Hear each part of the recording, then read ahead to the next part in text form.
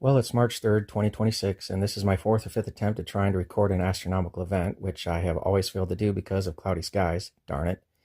But things look clear for now, anyway. I predict that Charlie Kirk probably is brain dead from a concussive explosive blast, not a bullet. I think his body is still alive and on life support. Clearly, the mic pack under his shirt blew up, not unlike the exploding pagers used by the Israelis to take out Muslim terrorists. I think this is obvious from the video evidence. You shoot a man above the collarbone with a 30-06, you're going to blow a hole through him the size of my fist. I didn't see that, did you? No, Charlie was not shot with a bullet. He took a dispersed concussive shock from an explosive charge.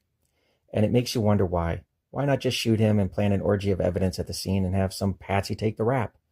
I mean, it has been the standard model for assassinations for who knows how long. Nobody is buying it anymore. You cannot pull this off with thousands of cameras in the crowd. When JFK was shot, there was maybe 3 people filming him. Charlie gets shot. There's quite literally 100 cameras on him from all angles, and none show a believable strike by a bullet. Not one camera shows a blood spray out of his backside or his neck. Where was the blood? Where was the gore? Nothing. I've watched ballistic dummies take similar shots. They are blown to pieces. Nobody's buying this story. Nobody. I don't even shoot guns. I know nothing about guns, and I don't buy it. Nobody with half a brain is buying the official story. We don't need a conspiracy to not buy this story. We have millions of gun owners in this country, and they all know what bullets can and cannot do, and nobody is buying it. I'm not even being controversial here. So what does it all mean? Charlie literally stood at the precipice of being tapped to run for president, but then he had this moment of clarity. His integrity far surpassed his greed for wealth, power, and esteem. In the end, we can say for certain that Charlie was a good man. I wasn't a fanboy. I didn't follow him. I just thought he was another lackey for the powers that be. Well, I sure was wrong about him. Charlie was a good man who woke up to the truth. Clearly too trusting, though. But nobody can say he wasn't brave. I guarantee he knew what was coming. But he put his trust in God. And we shouldn't forget that. I won't. I think there's a bigger story here, however. I think he's still alive, even if his brain isn't. We will never know what they did to him. All we know are the endless lies from an evil government, and we are all so tired of it. How does anyone believe anything anymore? Trump looked into the eyes of America and said straight to our faces that the Epstein files were a nothing burger, and yet here we are again. And you clowns just keep cheering for your own gaslighting. How do you do that? It's a mystery to me. The difference between Republicans and Democrats is nothing more than superficial social theory nonsense. You peel that away, they are the exact same centralist, New World disorder enemy. The fact that this truth has been obvious for my entire life is a testament to how dumb Americans really are. 95% of you simply cannot intellectually or emotionally transcend the cognitive bias of home team versus away team, cheering and booing, while competing over definitions of who the real American is or what real democracy is. When the real struggle is between the disorganized, incoherent poor and the rich, organized, coherent mafia of satanic PDF file global centralists. They frame and persecute this revelation of truth as conspiracy theory in order to disrupt our collective, comprehensive, cognitive coherence. And at the same time, they frame and reward our cognitive bias as acceptable political discourse. And if we ever get a hold over either party and begin to change the narrative, the centralist social engineers swoop in with charismatic infiltrators who make false promises, then proceed to betray us and drag us all right back into our chains of impotent rage over issues that only matter to the uninformed, childish brain. Sadly, the only cognitive coherence we're allowed to have by our masters. What I'm trying to say is, we all live in a permanent state of socially engineered, regressed, hyper-amplified, and razor-sharp focused idiocy. Thus, satanic centralism continues unabated with the roll-up of the West under the absolute authoritarianism of globalist, dialectical, deconstructive, culture-jamming liberalism by the ancient cult of the Middle East. The true red pill is recognizing the phony wizards hiding behind the curtain of your own cognitive bias, who are pulling the levers of the demolition machines laying siege to your people and civilization. Without the utility of controlled cognitive bias fully entrenched, these goblins would be running for their lives. Through their social engineering techniques preying on our fear, they persecute and thus make the good, the structural, the beautiful, and the pure as diluted and cognitively incoherent as possible, while amplifying and rewarding the absurd, the grotesque, the invasive, the disruptive, and evil, as the only acceptable coherent transmission of truth. We are prisoners inside their matrix because we lack the will to resist the pressure of groupthink idiocy as our way of staying safe within the pack. Thus, we are hindered by the lowest common denominator of low IQ, non-critical thought, trapped in a corn maze of controlled cognitive collective comprehension, reduced to the most simplistic and easily digested cognitive bias slop, which operates as no threat to the centralist conquest of the West.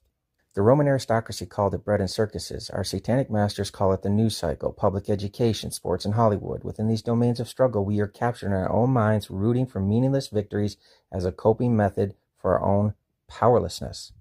Thus, we live vicariously through simulated meaningless battles to assuage our need to feel certain and safe in our beliefs, instead of actually doing something to secure our safety and beliefs. As long as we get the dopamine hits over meaningless battles and even less meaningful victories, our brains are satisfied. Nothing is more seductive and addictive than feeling self-righteous. The brutal truth is every single human is a Karen screaming for the manager, aka the authority, to judge the Karen in all of us, the victor. The need to be right rather than to submit to the truth is the foundation of all subject-based cognitive bias. Let me reiterate. It's the need to be right that traps us. The truth is what sets us free. They root us and they keep us enslaved to our need to be right. And that's where we fight and entrench. And we're controllable. But if you seek the truth, that's where you get to be set free. Anyway, really, is there any valid reason to side with one sports team over another than to satisfy some sad psychological craving to be self-righteously correct while gloating in victory that is not yours and has no direct impact on your life? How many women have fought for feminism only to end up lonely and bitterly unhinged? In all the decades I have been alive, I have not heard or seen a single new insight about political economy. We had more ideas about economics in 1860 than we now have in 2026, and yet people are still squabbling over tax rates. As if that changes anything. I swear people are shouting into the canyon just to hear their own echo. It's as if every exalted struggle is nothing more than a tempest in a teapot. Let me say that again, a tempest in a teapot. We're struggling for nothing. We're struggling over fighting over who's right and who's wrong when we're ignoring the truth. That's the problem. We are kept in confrontational busywork to keep our minds in a state of unfulfilled, unactuated anxiety. These Satanists didn't attack our connection to God because God is fake or oppressive, though they say both. They did it to make us uncomfortable so they could get us to seek comfort in our cognitive biases' need to be right, then be concretely clear about what is right.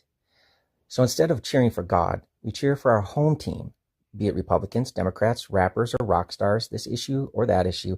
It's all the same idolatry, just in different forms. Instead of living comfortably in the truth, we anxiously seek dopamine hits of being right. Now the Satanists can control what right is. And for them, right is all that liberates us from the constraints of authentic goodness and purity. The cognitive bias of being right-seeking should be classified as a severely impairing mental disorder, and it should be treated as though the people who suffer it have actual brain damage, because they do. I guess I'm the oddball because no matter how much I want to believe something simply because it makes me feel all yummy and gooey inside, I simply just cannot. I don't care who is playing the next sports ball game. I never have and I never will. It's just impossible for me to worship idols of my own rightness. I only care about what is true. Truth has gravity. Rightness is a fair weather feather blowing in the wind. If I don't have the weight of truth behind something I believe, I cannot muster up any right-seeking cognitive bias. Honestly, I think it's like an efficient energy savings device hardwired into my brain. I simply cannot waste my energy on irrelevant simulated conflict when a real war needs to be fought. Thus, no matter how much I want something to be true that may not be true, I would be the first to concede that I'm just a dreamer. But I think there's power in that too. Adaptability has its virtue. Note, I said adaptability, not flexibility. Adaptability aligns with the truth as it is revealed. Flexibility aligns with lies as truth is concealed. They're not the same thing. Fluidity in thought, rather truth-seeking instead of right-seeking, can be as strong as a raging flood. Bruce Lee said, "Be like water. Thought should take the shape of its moment, but never lose the essence of its integrity. Truth can be a cup. Water can be poured into the cup and aligned to its shape. Break the cup, and the water remains water. So what was the truth? The cup or the water poured into the cup? The water is the Holy Spirit of God's image endowed within us. We align to the form of our intended purpose, the cup. We seek out form to serve our function. It is the form where mind, matter, and spirit find unity. But our adversary wants disunity. He wants us ever seeking rightness instead of embracing truthness. So Lucifer offers many cups of iniquity, and holding your water becomes their purpose. I guess I'm just different in the way I see things. If you do not doubt what you believe, then what you believe is not worth knowing. How can I give my heart to so many trivial things when all our greatest triumphs were shielded by the unknown and clouded by doubt? Why seek the ever-changing rightness, filled with this endless anxiety, when seeking the never-changing truth is so much bigger, meaningful, and stabilizing? Doubt is just as useful a measuring tool as any standardized measuring units of certainty. And I doubt the centralist agenda. No conspiracy theory needed. The truth of it reveals itself to you if you just break the chains of the constraints they place on your mind. That is what the red pill is. It is the breaking through the narrative constraints that our oppressors entangle our minds with. They want our minds to be an implacable Gordian knot, totally exhausted and fully surrendered to their control chaos, where we're only allowed clarity to kill and die for them, never for us. Well, Alexander the Great had a solution for helpless and hopeless impossible entanglement. He drew his sword and hacked the real Gordian knot to pieces, just like Charlie Kirk did when he came out of the dark deceit of lies and into the light of truth. Charlie hacked his way out of his own mind. It wasn't that he was just saying the truth. Many people have revealed the truth. He was explaining how he once lived in the dark, and by his example, he was providing a pathway of light into the truth. It wasn't that he was bringing the truth. He was breaking the social conditioning that keeps people entangled and trapped inside their own minds, like water poured into cups of lies. Cognitive bias. This is also why they hate and fear Tucker Carlson. Like Charlie, he was one of their key assets, and then he woke up and left the centralist plantation as well. These men opened their minds and shattered the cups of their socially conditioned and thus constrained acceptable cognitive bias. That is why they are dangerous. Be like water, not the cup. It is easy to suppress the effectiveness of people like Alex Jones, for example, because they were never insiders. Just call them white supremacists and go to eat lunch. The fearful, ignorant masses will fill in the blanks and censor themselves.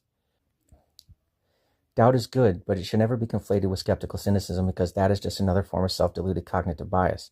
Doubt, in its purest form, is just innocence. It is the innocence and the doubt of both Charlie Kirk and Tucker Carlson that is the real threat.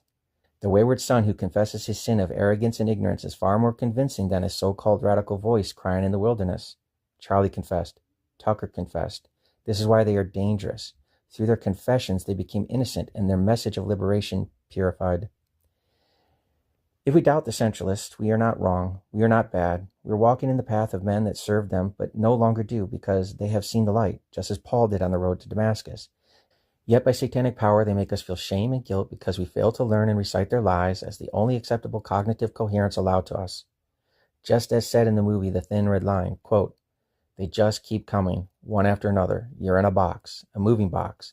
They want you dead or in their lie." They hate us for our resilience and unbreakable clarity. Barack Obama opined on this very topic once by calling all those hanging on to normalcy, goodness, purity, and truth as bitter clingers. The only emotions they want us to feel about goodness, stability, structure, normalcy, beauty, and purity are shame and guilt. And if they can't break you through shame or guilt, they redefine goodness and purity to mean their grotesque lies. What kind of power is that, and who gave it to them, and that they should feel so safe in their wielding of it? I think we all know the answer to that. At least Christians do. The ones that haven't lost their mindset is. My fear for Charlie is that his legacy may be destroyed by what he may become. He's perfect. A global leader, as Christian, a Zionist puppet, all eyes on the world were on him. His star was rising, and they took him out. But the real question is, what comes next? How many hours of his life have been recorded?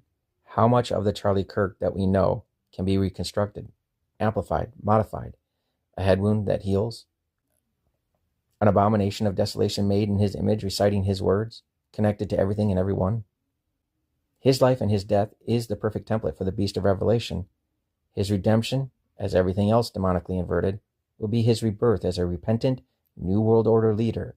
His first great act will be his confession of sin against it. We have to ask, can a death certificate be signed for someone still on life support? I suppose it just depends at what you define death as. If women can define life in their wombs as whatever is convenient for their current lifestyle choices, what stretch of the imagination would it be to define death as a clump of living cells in suspended animation? We have already established a long precedence for this, have we not? Living cells as not living. What stretch of the imagination would it be to sign a death certificate for a man still living yet not living? Probably just a simple transfer of legal title. We are all just social security number chattel anyway, aren't we? To give a man's body over to science, must he not be declared dead? Well, I suppose the real Charlie Kirk is.